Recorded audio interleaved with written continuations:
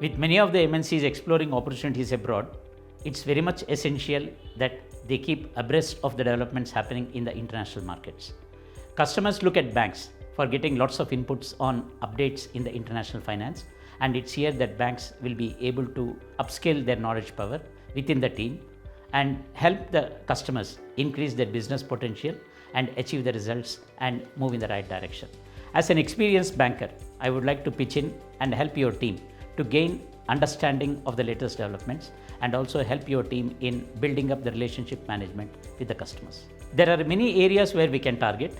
The foreign direct investment, where lots of liberalizations have been released.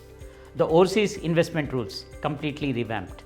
The regulatory guidelines connected to exports, the regulatory guidelines connected to imports. Apart from that, there has been a trade channel, a settlement channel in Indian rupees post the Russian-Ukraine crisis. The FATF also has expressed concern on the customer due diligence and the enhanced due diligence, and we need to understand the recommendations vis-a-vis the business growth.